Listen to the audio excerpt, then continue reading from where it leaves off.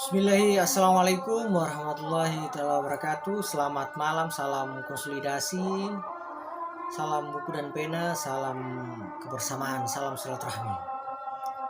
Kepada akhwat-akhwat, akhwatuna yang ada di online maupun yang ada di rumah, semoga berbahagia dan sehat selalu. Pada kesempatan malam yang berbahagia kali ini kita akan berbicara tentang sistem politik Islam. Kita kenal dalam tradisi sistem politik Islam Ahlus Sunnah, suatu tokoh yang mampu merangkum, mampu mendemonstrasikan sistem politik yang utuh, yakni Taqiyuddin An-Nabhani. Namun di samping itu kita lupa satu tokoh yang mampu melampaui zamannya dan tak kalah saing dengan Taqiyuddin An-Nabhani. Namanya ialah Abu Al-Ala Al-Maududi. Tokoh tersebutlah pada malam hari ini kita akan membahas dalam 3 segmen ke depan. Segmen yang pertama kita akan berbicara tentang latar belakang pemikiran beliau. Yang kedua kita akan berbicara tentang peta konsep pemikiran, dan yang ketiga adalah catatan kita untuk Abu Ala Al-Maududi. Oke, baik. Pada segmen yang pertama kita akan berbicara tentang latar belakang pemikiran Al-Maududi.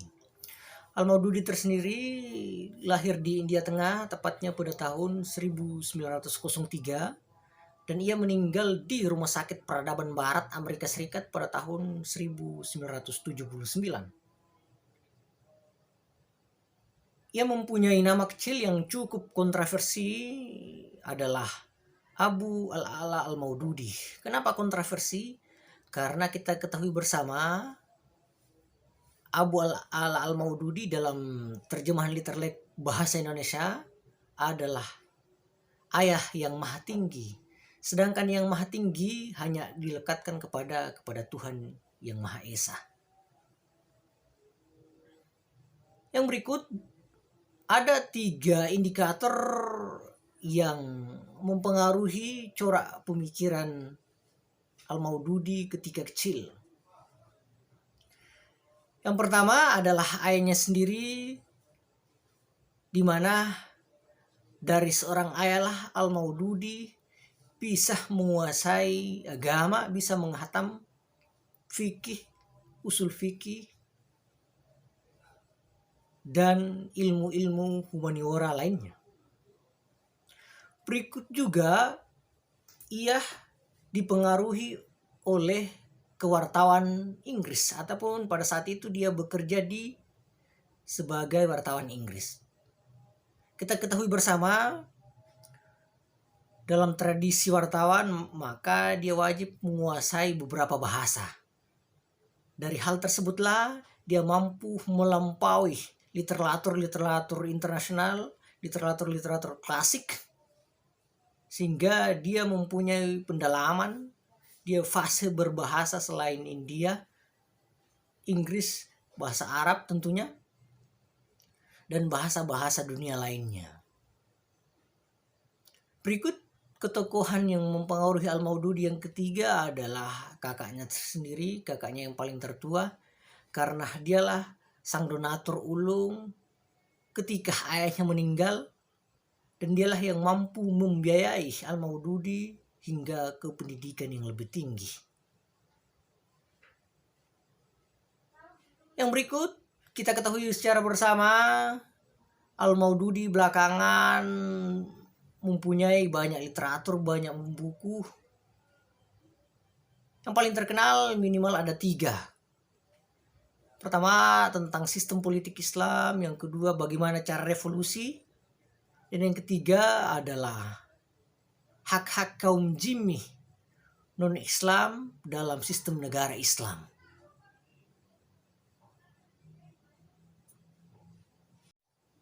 Pada segmen yang kedua kita akan berbicara tentang peta pemikiran Al-Maududi. Al-Maududi tersendiri dalam sistem politik Islam kita katakan ia sebagai New Platonisme di Islam. Kenapa demikian? Karena ia membangun sistem politiknya berdasarkan suatu alam, sebut saja alam itu terjadi pada abad ke-6 Masehi. Ia berasumsi di mana zaman tersebut, alam tersebut, alam Khalifah Rasidun, alam di mana yang ada hanya ada kedaulatan Tuhan, alam di mana pada saat itu Islam dijadikan sebagai ajaran universal. Kata beliau, orang yang hidup di alam ataupun di abad ke-6 Masehi tersebut, dia tidak pernah berbuat jahat. Di alam tersebut adalah alam yang sempurna. Kalau di Plato kita sebut alam itu adalah alam idea. Kalau di Al-Maududi nama yang tepat barangkali alam Khalifah Ur-Rasidun. Di alam ini manusia tidak pernah berbuat jahat. Karena apa? Di alam ini hanya ada kedaulatan Tuhan. Namun alam tersebut tidak berlangsung lama. Sebab ketika manusia ditunjuk menjadi khalifah di muka bumi, bersamaan dengan ditutuplah pintu Khalifah Ur-Rasidun pasca khalifah yang 4, maka manusia kita ini bertemu dengan suatu alam yang baru. Al-Maududi menyebut alam itu adalah alam modern, alam yang sekularis. Plato menyebut alam bayangan. Di alam ini manusia lupa dengan kehidupan yang ideal. Di alam yang sekularis ini manusia lupa akan segalanya karena dia hanya bersifat bayangan, hanya bersifat sekularis. Dia tidak hakiki. Olehnya manusia kita diberi tugas amanah. Untuk apa? Untuk mengingat kembali, untuk membangun peradaban kembali agar menyerupai peradaban yang awal. Peradaban yang hakiki, peradaban yang universal. Yang mana yang ada hanyalah kehendak kedaulatan Tuhan. Untuk itu, Plato mengkategori membangun peradaban itu, mengingat kembali peradaban tersebut dengan 3 landasan. 3 etape itu ialah kita kenal dalam sistem politik ada trias politika, maka di Plato juga ada trias politikanya. Namun ia semi pelimpahan kekuasaan. Yang mana dia juga membagi ada sistem legislasi, ada eksekutif, dan ada yudikatif.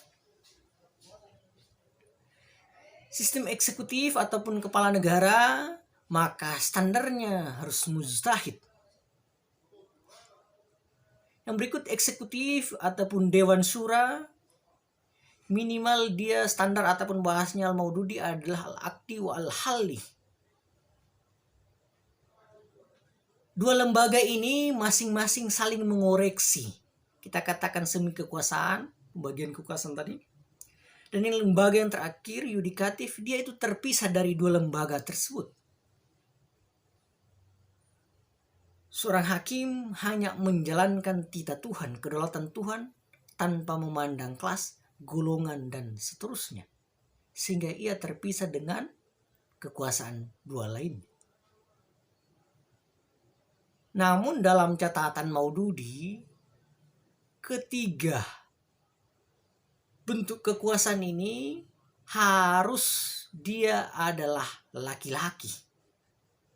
Namun ada dalam kurungnya dia harus orang muslim. Maka tentu di luar muslim tidak akan mendapat tempat di 3 lembaga tersebut. Paling sedikit jika ada, maka mereka hanya menjabat di DPRD tingkat kabupaten. Selebihnya Tidak ada. Yang berikut, Al-Maududi menolak sistem kepartaian. Dia juga menolak kampanye. Kenapa? Sebab bagi Al-Maududi, parpol hanya mendatangkan kekuasaan ataupun oligarki dan seterusnya. Barangkali ini akan menjawab pertanyaan kita di Indonesia dengan adanya presiden threshold, parlemen threshold, dan seterusnya. Bagi Al-Maududi, partai akan mendatangkan malapetaka. Kendati demikian juga, kampanye akan menghambur-hamburkan uang. Olehnya dia menawarkan dalam legislasi kepala negara bukan diajukan oleh partai tertentu, namun dia dimusyawarahkan ataupun diajukan oleh masyarakat ataupun perwakilan dari Dewan Syura. Jadi bukan diajukan oleh partai politik mencalonkan menjadi kader partai, tetapi diajukan berdasarkan kehendak masyarakat.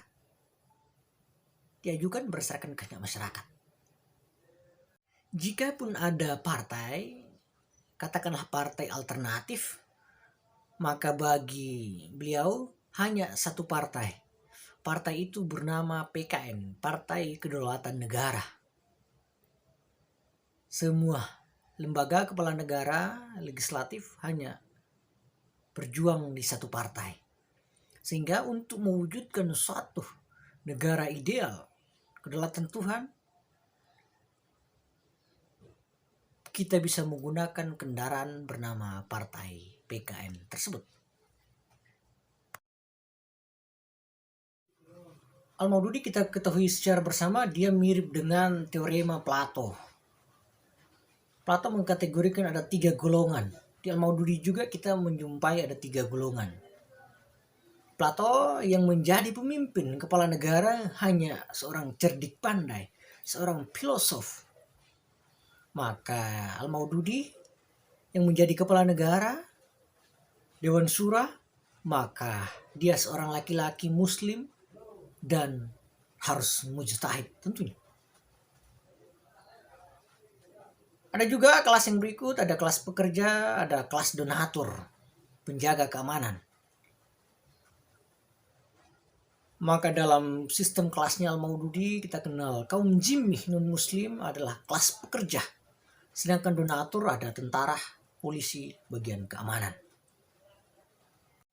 Kalau kita menjalankan ketiga lembaga itu secara murni dan konsekuen, maka kita bisa mencapai level keadilan Tuhan, level alam Khalifah Rasyidun, alam yang ideal yang dicita-citakan oleh Al-Maududi.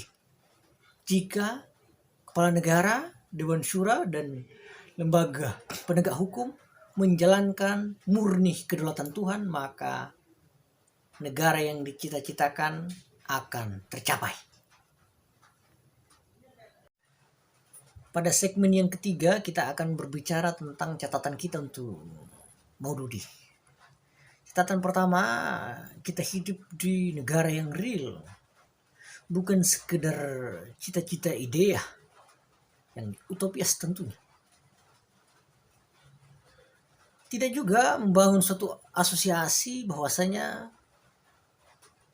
dalam sistem Khalifah Rasyidun adalah sistem yang ideal. Kita ketahui Khalifah Rasyidun yang 4, 3 lainnya mereka dibunuh dalam keadaan yang sedang menjabat. Di sisi yang lain, sistem yang dicita-citakan oleh Al-Maududi tidak mendapat tempat ketika Republik Islam Pakistan ia bangun. Ia hanya berjalan 5-7 tahun. Itu pun tidak merubah apa-apa. Ketika masa kepemimpinan Zia-ul Haq, ia hanya berlaku pada tahun 1956 sampai 1964. Selebihnya negara versi Al-Maududi tidak berlaku. Demikian juga kenapa dalam sistem negara ataupun bahasa Al-Maududi adalah teodemokrasi hanya untuk orang Islam dan dalam kurung laki-laki. Bukankah khalifah itu tidak mengenal jenis kelamin? Lalu kenapa harus laki-laki? Toh faktanya Al-Maududi tahun 1964 dia mengkampanyekan bahkan mendukung seorang presiden perempuan, adiknya Muhammad Ali Jinnah bernama Fatimah Jinnah. Jadi dalam demokrasi hanya memperbolehkan laki-laki.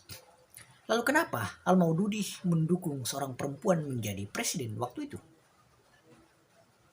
Dan yang ketiga, dalam demokrasi modern, alam kedua yang ditolak oleh Maududi sebagai alam yang rasional, alam modern, alam barat, alam yang mengakibatkan manusia lupa akan alam yang ideal. Tentu alam tersebut tidak anti Tuhan. Demokrasi kita kenal, yang ia kritik dalam demokrasi adalah sistem kerajaan, sistem monarki. Hadirnya demokrasi untuk mengkritik sistem monarki, sistem kerajaan. Maka ada daulat rakyat. Di samping ada daulat raja.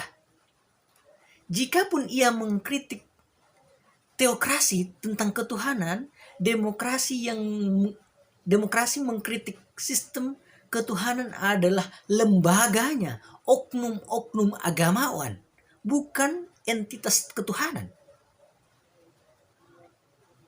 Yang dikritik oleh demokrasi adalah lembaga agama, kaum agamawan yang menjual murah ayat-ayat, yang menjual kunci surga dan neraka demi kepentingan dan golongannya tertentu. Demi kepentingan dan golongannya tertentu. Jadi tidak ansih sebagaimana dikatakan oleh Al-Maududi bahwasanya hadirnya demokrasi ialah anti terhadap kedaulatan Tuhan. Yang ada hanya kedaulatan rakyat. Itu tidak benar. Yang berikut keempat, kita mengenal 3 lembaga yang dikategorikan oleh Al-Maududi itu adalah warisan barat. Teoris politika adalah warisan Montesquieu, John Locke, dan endgame lainnya. Apakah dalam Islam versi Maududi tidak mempunyai konsep lain yang ia tawari? Dan yang berikut, kelima barangkali, kenapa hanya satu partai? Ataupun dia menolak sistem kepartaian? Kita belajar bersama di Indonesia, Partai Golkar menguasa secara diktator. Maka bisa dipastikan Partai PKN juga akan menguasai secara diktator juga.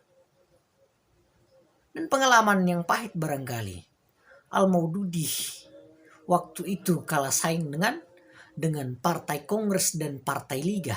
Partai Kongresnya Mahatma Gandhi dan Partai Liga Muslimnya Muhammad Ali Jinnah. Maka dia berasumsi hanya satu partai aja. Dan yang berikut adalah, bukankah dalam sistem politik kenegaraan harus dibatasi masa kepemimpinannya? Jika tidak, maka masa kolusi, korupsi, dan nepotisme tidak akan kita bendungkan lagi. Dan yang terakhir adalah dalam negara teknis, negara yang rasional, penyampaian visi misi kampanye adalah untuk mendekatkan rasa psikologis, rasa ingin dikenal, Jika tidak, maka dalam sistem politik yang dikenal dalam Islam versi Maududi, ibarat kita membeli kucing dalam karung. Kita tidak mengenal siapa orangnya dan bagaimana kedepannya ia harus berbuat apa. Olehnya, pada malam hari ini kita cukupkan demikian. Kita yang berdiskusi, teman-teman, akhwat dan akhwatuna bisa menyimpulkan dari rumah. Billahi taufiq wal hidayah. Wassalamualaikum warahmatullahi taala wabarakatuh.